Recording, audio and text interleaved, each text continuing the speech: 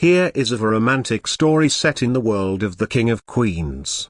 The basement of the Heffernan house on Robinson Boulevard had always been Doug's sanctuary. It was where the massive TV lived, where the worn-out recliner held the imprint of his back, and where the scent of takeout mingled with the faint, musty smell of Arthur's presence seeping through the floorboards above. But tonight, it was a crime scene. The victim was romance. Carrie stood with her arms crossed, surveying the damage. A pile of IPS packages served as a makeshift end table, upon which rested a grease-stained pizza box and 2 empty bottles of 3/4 ring currency. Doug was sprawled on the recliner, the image of blissful ignorance. "So, let me get this straight," Carrie said, her voice deceptively calm in a way that should have sent Doug scrambling for cover. "Our 10th wedding anniversary is in 2 weeks. And your big plan is a broken bar this." Doug looked around the basement as if seeing it for the first time. "What? It's comfortable down here. It's romantic in our broken bar den-like way." "The only thing you're going to den up in is the doghouse,"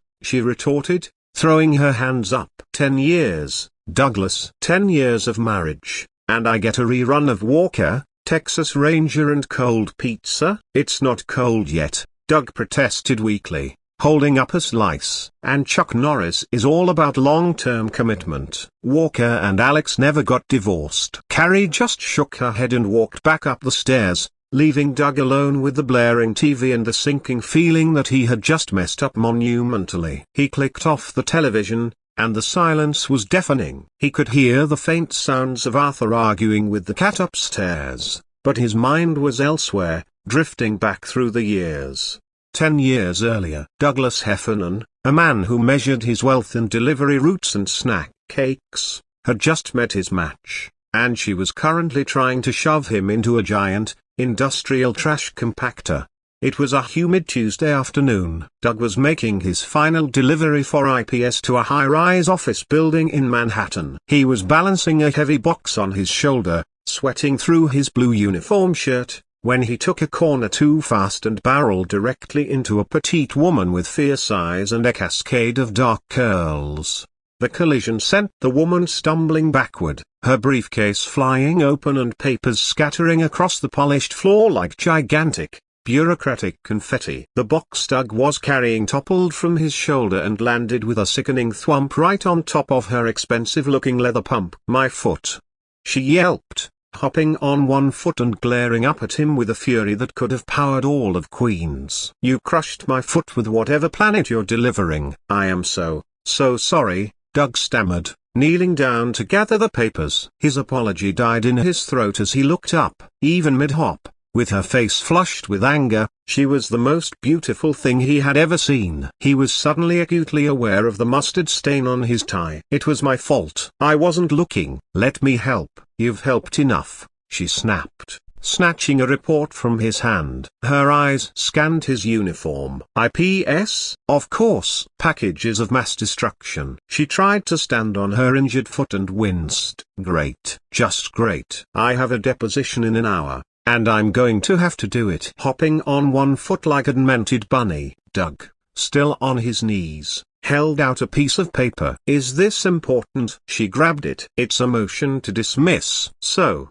yes, it's slightly more important than whatever cholesterol-filled care package you're delivering." "It's a box of printer paper, actually," Doug said, a small smile playing on his lips. Her fire was intimidating, but it was also a broken bar exhilarating. She finally stopped hopping and just stared at him. Her anger seemed to deflate just a little, replaced by weary exasperation. "You're not going away, are you?" "I was thinking I could buy you a new foot," Doug offered. "Or a cup of coffee to go with that new foot." "There's a place in the lobby." Carrie Heffernan, then just Carrie, and determined to keep it that way, looked at this impossibly large, impossibly rumpled man kneeling on the floor amidst her strewn paperwork. He was grinning at her like a golden retriever who had just knocked over a lamp. Every rational bone in her body told her to take his supervisor's name and file a complaint. But there was something in his dopey, earnest expression that was utterly disarming. "Coffee?" she repeated, as if he had offered her poison. "You crush my foot, scatter my legal career all over the lobby of Dewey, Cheatham Howe, And you think coffee fixes it? Doug shrugged, his grin widening. It's a start. They have those little biscotti, too. Against every instinct she possessed, Carrie felt the corner of her mouth twitch. It was a tiny, almost imperceptible movement, but Doug saw it. It was like the sun coming out after a hurricane. Fine, she sighed, bending down to pick up the last of her papers. But you're carrying my briefcase, and if anyone from my firm sees me with a man in a UPS knockoff uniform, I'm telling them you're a process server. Deal, Doug said, scrambling to his feet and grabbing her briefcase. As he followed her, she was still limping slightly, towards the elevator. He felt a jolt of something he hadn't felt in a long time. It wasn't hunger, for once. It was hope.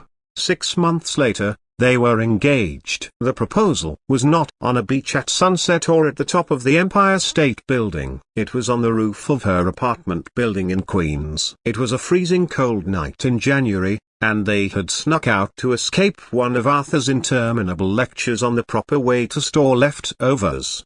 They were huddled together under a scratchy blanket, looking out at the glittering, endless sprawl of the city. Doug's heart was pounding so hard he was sure she could feel it. Carrie, he started, his voice unusually serious. She looked up at him, her breath forming little clouds in the cold air. What? I know I'm not the guy you probably pictured. I deliver boxes. I eat things that are bad for me. I have a buddy named Deacon who I've known since I was 6 and who I will probably know until I'm 96, and he'll still be annoying me. He took a deep breath. But when I look at you, everything else just a broken bar fades out. The city noise, the weird smells from Arthur's room, all of it. It's just you. I don't have a lot of money, and I'm not fancy, but I've got a steady route, a pretty sweet basement setup, and a heart that is completely, totally, and hopelessly yours. He fumbled in his pocket and pulled out a small velvet box. His hands were shaking so badly he almost dropped it. Carrie, will you make me the happiest delivery man in the 5 boroughs and marry me? Carrie stared at the ring, then at him. Tears welled in her eyes, freezing on her lashes. She didn't say a word. She just grabbed his face with both hands and kissed him, hard and cold and perfect. When she finally pulled back, she whispered, "You're an idiot." "Is that a yes?" Doug asked, his voice trembling. "That's a yes." Back in the present-day basement, Doug blinked, the memory fading. He looked at the cold pizza in his hand and felt a profound sense of shame. He had given her the moon with a speech on a rooftop, and now, 10 years later, he was offering her a pepperoni and sausage rerun. He stood up, suddenly energized. He had to fix this. He had to show her that the man on that rooftop wasn't gone. He was just buried under years of routine and complacency. He grabbed his keys and headed for the door. It was time to remind Carrie Spencer Heffernan why she fell in love with a box jockey from Queens. He drove to the only place he knew he could get help, Deacon and Kelly's house. Deacon opened the door, a spatula in his hand. "Doug, it's 10 o'clock. What are you doing here? Is Arthur on fire again?" "Worse," Doug said, pushing his way inside. "I'm in trouble, Deacon. Deep, marital trouble. I need to plan a 10th anniversary surprise that will literally knock her fluffy socks off." Kelly came in from the kitchen, wiping her hands on a dish towel. "What kind of surprise?" "The romantic kind," Doug declared, pacing their living room. "The kind that reminds her of when we first met. The kind that makes her forget I ever suggested a basement pizza party to celebrate a decade of marriage." Kelly and Deacon exchanged a look, the look of seasoned friends who knew they were about to be dragged into a Heffernan scheme of epic proportions. "All right, Heffernan," Deacon said, leaning against the doorframe. "Lay it on us." "What's the big idea?" Doug stopped pacing, a wild, desperate, and strangely brilliant glint in his eye. He had the seed of a plan. It was crazy. It was ambitious. And with Deacon and Kelly's help, it just might work. Carrie sat on the edge of their bed, staring at her reflection in the darkened window. 10 years, a decade of marriage to Douglas Heffernan. She smiled despite herself, remembering the rooftop, the frozen kiss, the way his hands had trembled when he held out that ring. But the smile faded. Lately, she felt more like Doug's manager than his wife. She reminded him to take out the trash, to not eat an entire sheet cake in one sitting, to actually have a conversation that didn't revolve around IPS deliveries or the Mets. The passion hadn't died up, it had just been buried under the comfortable, suffocating weight of routine. A car door slammed outside. She heard the front door open, then the familiar thud of Doug's footsteps on the stairs. He appeared in the bedroom doorway, slightly out of breath, his eyes holding that same desperate, hopeful glint she'd seen on a freezing rooftop 10 years ago. "Carrie," he said, "put on a coat. We're going out." She glanced at the clock. "Doug, it's almost 11, on a Tuesday." "I know what time it is." He crossed the room and took her hands, pulling her gently to her feet. "And I know what day it is, or what day it's going to be in 2 weeks, and I am not spending our 10th anniversary in the basement watching Chuck Norris pretend to be a Texas Ranger." "Walker, Texas Ranger," Carrie corrected automatically. "Whatever." He squeezed her hands. "I spent tonight thinking about the night I proposed, about how I felt on that roof, and I realized I've been a complacent idiot who thought I love you meant ordering her favorite takeout. It isn't. It means this." He led her downstairs, where a cab was waiting, engine running. Arthur's head appeared in his doorway as they passed. His eyes narrowed suspiciously. "It's past my shows," he announced. "If you're going to a fire, I should be informed. I have valuable possessions." "We're not going to a fire, Arthur," Carrie said, still bewildered. "Go back to sleep." "I don't sleep. I conduct surveillance on the neighbor's cat." He retreated into his room, muttering about federal regulations regarding nocturnal feline activity. The cab took them to a place Carrie hadn't visited in years. The offices of Dewey, Cheatham Howe. The building loomed dark and silent, its lobby barely lit by security lights. "Doug, what are we doing here?" Carrie asked as they stood on the sidewalk. Doug took a deep breath. "This is where it started, where you hated me on sight and I fell in love with you in approximately 4 seconds." He led her to the revolving door, which was, miraculously, unlocked. "Deacon knows a guy who knows a guy. Security owes him a favor." They stepped into the lobby. The polished floors gleamed under the dim lights. Doug guided her to the exact spot where they'd collided all those years ago. "I was carrying a box of printer paper," he said softly. "You were carrying the most intimidating briefcase I'd ever seen. You looked at me like I was a cockroach that had just crawled out of your salad." "You crushed my foot," Carrie reminded him, but her voice was softer now. "I know, and you were magnificent about it." He pointed to the floor. "Right here. You called me a purveyor of mass destruction. You threatened to sue me, my employer, and possibly my future children, and I thought, this is the woman I'm going to marry." Carrie laughed, the sound echoing in the empty lobby. "I called you a purveyor of mass destruction? You were very eloquent when you were angry." He took both her hands. "I've been thinking about that night on the roof, too. About what I said, about how everything else fades out when I look at you." His voice cracked slightly. "That's still true, Carrie." "It's always been true. I forgot to show it. I got comfortable. I started thinking that I love you was implied by the fact that I come home every night and fall asleep next to you. But it's not. It needs to be said. It needs to be shown." Carrie felt the sting of tears behind her eyes. "Doug, I have a plan for our anniversary,"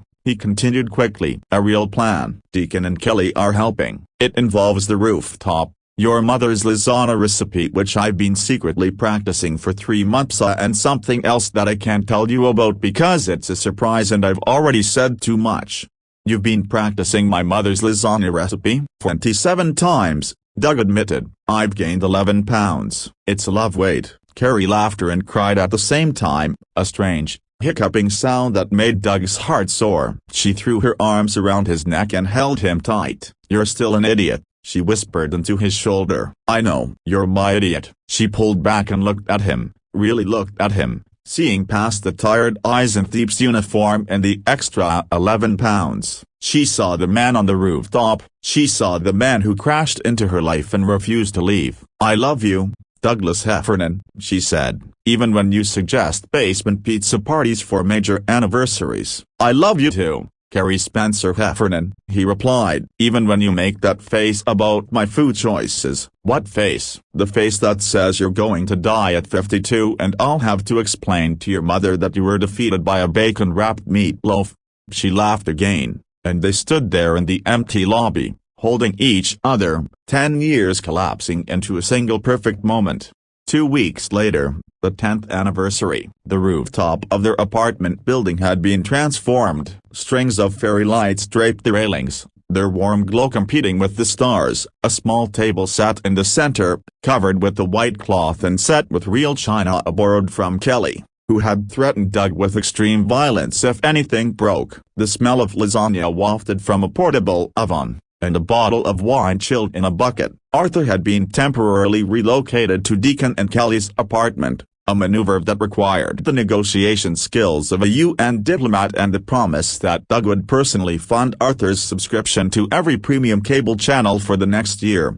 Carrie emerged onto the rooftop, and Doug's breath caught. She wore a simple black dress, the one he'd always loved, her hair falling in soft waves around her shoulders. She looked exactly as she had on the night he proposed, except more beautiful, more real, more his. "Douglas," she breathed, taking in the lights, the table, the care he'd poured into every detail. "You did all this?" "Me, Deacon, Kelly, and a guy named Vinny who owes me a favor from my delivery days." He pulled out her chair. "Dinner is served, Mrs. Heffernan." They ate and talked and laughed, the city sprawling beneath them, the noise of Queens fading into a distant hum. Doug told her about the lasagna disasters, at the time he accidentally used cinnamon instead of oregano, the time the cheese caught fire, the time Arthur walked in and offered unsolicited commentary for 45 minutes. Carrie told him about cases she'd won, cases she'd lost, and the secret she'd been keeping for weeks. After dinner, Doug produced a small box, not jewelry box small, but a flat, square package wrapped in newspaper comics. "What's this?" Carrie asked. Part 2 of the surprise. She unwrapped it carefully, revealing a photo album. The first page held a picture of them on their wedding day. Doug's smile so wide it threatened to split his face, Carrie radiant and white, both of them young and nervous and impossibly hopeful. She turned the pages. Their first apartment, their first vacation, a disastrous trip to a cabin in the Poconos where it rained for 5 straight days and they'd fallen more in love in a cramped, leaky bedroom than they had on any sunny beach. Doug's promotion at IPS, her first big case. The day they moved into this building, Arthur already camped out in the spare bedroom, claiming squatters' rights. The last page was empty, save for a handwritten note from Doug. "For the next 10 years, and the 10 after that, and all the ones after that, until we're old and gray and you're still making that face about my food." Carrie closed the album and looked at him, tears streaming freely down her cheeks. "There's one more thing," Doug said nervously. He reached into his pocket and pulled out a small velvet box, the same one from 10 years ago. "Doug, you already gave me a ring," Carrie whispered. "This isn't a ring." He opened the box. Inside lay a simple silver keychain, shaped like a tiny pizza slice. Engraved on it were 2 words, "Our basement." "I know I suggested the basement for our anniversary," he said quickly. "And I know that was stupid, but that basement, it's ours. It's where we watch bad TV and eat too much takeout and argue about nothing. It's where you fell asleep on my chest during a Mets game. It's where we are when we're not trying to be anything else. I don't want to stop having that. I just want to remember that we have this, too." He gestured at the rooftop, the lights, the night sky. "Both matter. You matter more than anything." Carrie took the keychain, her fingers closing around the tiny pizza slice. She looked at Doug, her husband, her idiot, her heart up, and felt the overwhelming, terrifying, glorious weight of 10 years and a lifetime still to come. "I have a surprise for you, too," she said quietly. "You do?" She nodded, took his hand, and placed it gently on her stomach. For a long moment, Doug didn't move. He stared at her, then at her stomach, then back at her face. His expression shifted from confusion to dawning realization to pure, unfiltered shock. "Carrie," he breathed, "are you? Are we having a baby?" She finished, smiling through her tears. "We're having a baby." The silence stretched for an eternity. Then Doug Heffernan, a man who measured his wealth in love and laughter and the woman in front of him, let out a sound that was half laugh, half sob, and all joy. He dropped to his knees right there on the rooftop, 10 years after the first time Ian pressed his forehead gently against her stomach. "Hi," he whispered to the tiny life growing inside her. "I'm your dad. I'm probably going to embarrass you a lot. I'm going to eat your snacks and fall asleep during your school plays, but I'm going to love you more than pizza." And that's saying something. Carrie ran her fingers through his hair, looking up at the stars, feeling the cool night air on her skin and the warmth of her family against her. "Happy anniversary, Douglas," she whispered. He looked up at her, his face wet with tears, his smile so wide it threatened to split his fascia exactly as it had on their wedding day. "Best 10 years of my life," he said. "Can't wait for the next 10." And on a rooftop in Queens, under a canopy of fairy lights and stars, the king and queen of everything that mattered held each other and looked toward a future that was terrifying, unpredictable, and absolutely perfect. The end.